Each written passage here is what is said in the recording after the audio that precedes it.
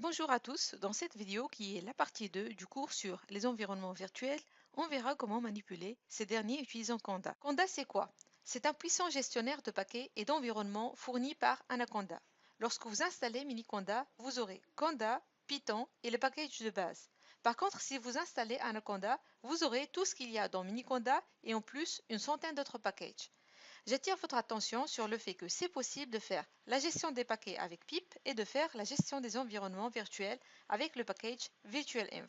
Mais dans cette vidéo, on va utiliser Conda qui est un outil plus simple et plus efficace selon mon expérience. Si vous n'avez pas encore installé Miniconda ou Anaconda, je vous recommande de l'installer avant d'aller plus loin. Pour commencer à manipuler les environnements, je vous invite à ouvrir un Anaconda Prompt. Par défaut, Conda crée lors de son installation un environnement de base qui contient la version basique de Python et les packages de base. Pour avoir les informations sur cet environnement de base, tapez la commande conda info. Vous aurez alors l'information sur la version de Conda installée et la version de Python installée avec l'environnement de base. On peut à tout moment consulter la liste des environnements déjà créés en tapant la commande conda invlist. On remarque que pour le moment, on n'a que l'environnement de base qui s'appelle base. Pour créer un nouvel environnement, on tape conda create -n et le nom de l'environnement qu'on souhaite créer. Je vais créer un environnement qui s'appelle newenv. Donc, mon environnement newenv est créé. Pour vérifier que mon newenv est bien installé, on va faire conda invlist pour afficher la nouvelle liste des environnements. On remarquera dans la réponse, donc base, devant base il y a étoile, donc je suis sur l'environnement base et newenv qui est ajouté. Pour activer cet environnement virtuel, ce qu'il faut taper, c'est conda activate et le nom de cet environnement.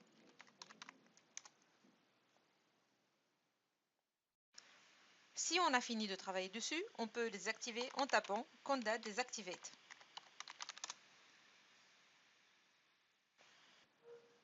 Si on souhaite créer un environnement pour un projet qui est compatible avec une version précise de Python, il faudra préciser cela lors de la création de l'environnement virtuel. Et la commande est la suivante. Donc, ça sera conda create -n, le nom de l'environnement à créer, Python égale et le numéro de version qu'on souhaite associer à cet environnement-là. Donc, entrée.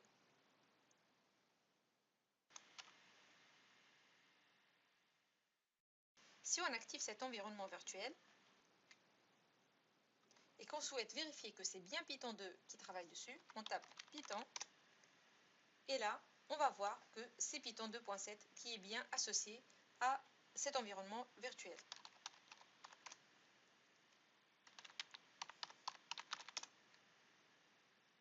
Par contre, si on va sur Base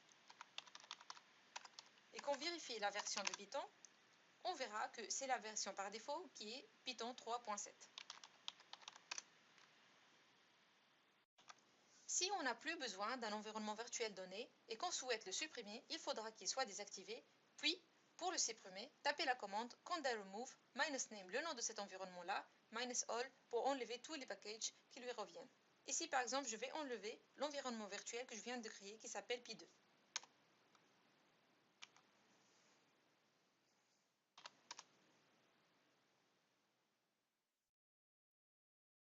Tapez la commande conda invlist pour vérifier qu'il est bien désinstallé. Donc ici, on n'a plus l'environnement Py2, on n'a que base et newenv. Avec chaque environnement, on installe souvent des packages spécifiques et c'est Conda qui va nous aider à faire la gestion et l'installation de tous ces packages-là. Pour vérifier la liste de tous les packages installés sur l'environnement de base, on doit taper Conda list. Avec Conda list, il va nous lister tous les packages et les versions des packages qu'il a déjà installés.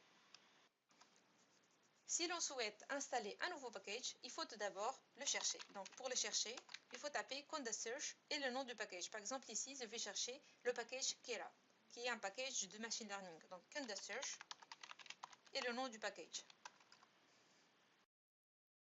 Donc c'est possible de le télécharger dans différentes versions. Si on souhaite une version en particulier, on doit la préciser. Et voilà les channels, donc les liens à partir desquels il va le télécharger. Si on souhaite une recherche plus exhaustive du package dans les channels, on va taper conda search étoile, le nom du package étoile. Pour installer un package, il suffit de taper conda install et le nom du package. Dans ce cas, par exemple, on va taper conda install Keras. Par exemple, si on met sur l'environnement virtuel newinf, conda activate newinf, puis on va l'installer en tapant conda install Keras.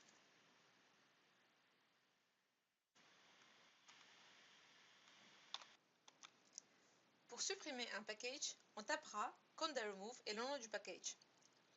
Dans cet exemple-là, je vais enlever le package qu'on vient d'installer.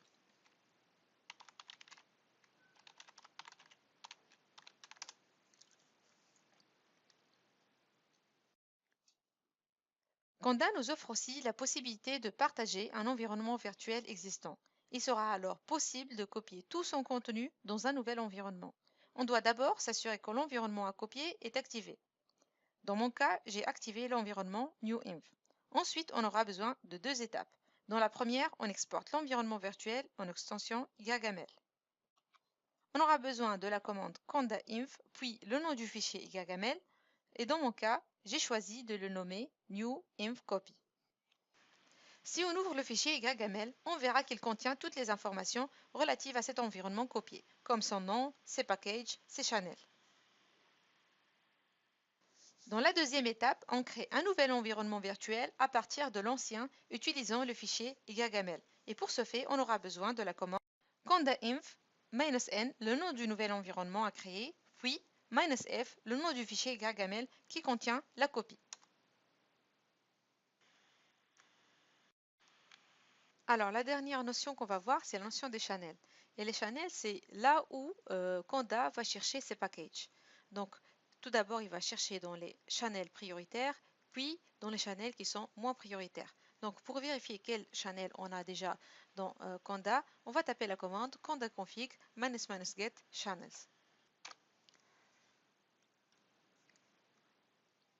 Donc, par exemple ici, moi j'ai trois channels. Donc, le channel par défaut que vous aurez lors de l'installation de Conda, et j'ai deux autres channels, PyTorch, donc qui est de priorité minimale, lowest priority, et le channel BioConda, qui est de priorité highest, donc la plus élevée. Et si vous n'êtes pas sûr qu'un package existe sur le channel par défaut de Conda, ce qu'il faut faire, c'est juste de googler Conda et le nom de package. Par exemple ici, si je google Conda IGV, j'aurai en fait les indications de comment télécharger ces packages-là et de quel channel le faire.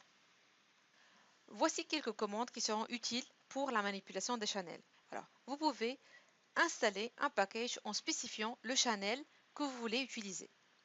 Ou alors, vous pouvez ajouter ce channel-là et puis installer le package. Alors, il va le voir à partir de ce channel-là ajouté. Et pour afficher la liste des channels utilisés, il suffit de taper conda config -get channels. Pour organiser ce cours, j'ai utilisé plusieurs références, parmi lesquelles des tutos, des blogs et bien sûr les sites officiels d'Anaconda. Ce sera tout pour ce cours sur les environnements et packages de Python. Si vous avez des questions, n'hésitez pas à me les poser en commentaire ou par mail.